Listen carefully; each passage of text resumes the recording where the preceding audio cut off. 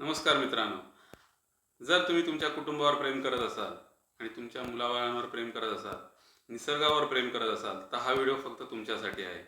आज आपण बघतोय सगळीकडे केमिकलचा मारा वाढलेला आहे आणि त्यामुळे आज सगळीकडे पूर्णपणे हेल्थ प्रॉब्लेम भरपूर प्रमाणात वाढलेले आहेत. आज बघायला गेलं तर पहिल्या जमान्यामध्ये लोक म्हणायचे काही वर्षापूर्वी की बाबा तुझी आता 40 आली, तू आता हेल्थची काळजी घे, जरा जपून सगळं काम कर. पण आज झालंय काय की आज एका वर्षाच्या मुलाला अस्थमा, 2 वर्षाच्या मुलांना डायबिटीस, 8 ते 10 वर्षाच्या मुलाला कॅन्सर होतोय. आणि आज शाळेतली मुलं, 15 वर्षाची मुलं, 14 वर्षाची मुलं आज हार्ट अटॅक येऊन शाळेतच पडत आहेत वर्गामध्ये. तर याचा विचार केला आणि हे होतंय का याचं जर संशोधन केलं तर विचार पूर्ण झाल्यावर आपल्याला कळलं की आज केमिकलचा मारा आपल्या शरीरामध्ये खूप वाढला गेला आहे. म्हणजे आज काय झालंय की आपण जेवढं काय इनटेक करतोय किंवा वरून पण आपण आपल्या शरीरावरची जे लावतोय त्यामध्ये भरपूर प्रमाणात केमिकल टाकलं जाते. आणि आज जर तुम्हाला विश्वास असेल तर गुगलवर जाऊन तुम्ही सर्च करू शकता, यूट्यूबवरती भरपूर व्हिडिओ मिळतील, फेसबुकवरती पण तुम्हाला भरपूर व्हिडिओ मिळतील. बरोबर आहे. तर ह्या दृष्टीने जर विचार केला तर हे कसं काय होतंय, तर पहिली गोष्ट म्हणजे आपण जे पण खातोय, अन्न, फळं, भाज्या, या जेवढं आपण अन्नधान्य घरात पण जे खातोय त्यात पण आपल्याला केमिकलचा अंश मिळतो का? कारण आज शेतकरी शेतामध्ये जे केमिकलचा मारा जास्तीत जास्त करतो, कारण पीक जास्त यावं म्हणून केमिकलचा मारा जास्तीत जास्त करतो.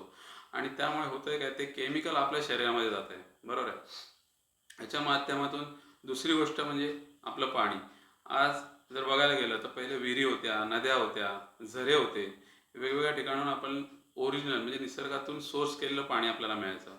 पण आज झालं असं की आज आपल्याला पाणी गव्हर्नमेंट देत आहे आणि ते साचवलेलं पाणी असतं.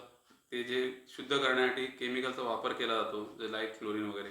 आणि आज आपल्याकडून जे पाईपलाईनमधून येते आहे, जे लोखंडाच्या पाईपलाईन असतात त्यामध्ये हेवी मेटल्स येतात, पाण्यामधून कचरा येतो आहे. तर बरोबर आहे. तर ह्या माध्यमातून आपल्याला कचरा साफ करण्यासाठी आपण आरोचा पण वापर करतो. बरोबर. तर हे झाल्यानंतर आपण दुसरं बघितलं गेलं असेल की हवा, आज मुंबई आणि ज्या काही सिटीज आहेत आपल्या देशातल्या, त्या सिटीमध्ये प्रदूषणाचा पण भरपूर प्रमाण वाढलेलं आहे. या प्रदूषणामुळे जे कार्बन डायऑक्साईड आपल्या शरीरात जाते त्याचे पण वेगवेगळे साईड इफेक्ट्स आहेत. बरोबर आहे. आणि आपण एखादा आजार झाला ह्या कारणांमुळे तर आपण जातो आपल्या डॉक्टरांकडे, ॲलोपॅथीच्या डॉक्टरांकडे. बरोबर आहे. ॲलोपॅथीच्या डॉक्टर पण आपल्याला केमिकल्सच्याच गोळ्या देतात आणि ते शरीरात जाते केमिकल्सच्या गोळ्या. आणि हे सगळं केमिकल शरीरामध्ये जात आहे, त्यामुळे आपला आजार तर बरा होत नाही. तुम्ही ऐकलं का कधी की डायबिटीसच्या गोळ्या, बाबा डायबिटीस हा डॉक्टर खूप चांगला आहे, डायबिटीस बरा करतो आणि डायबिटीसच्या गोळ्या माझ्या सुटल्या.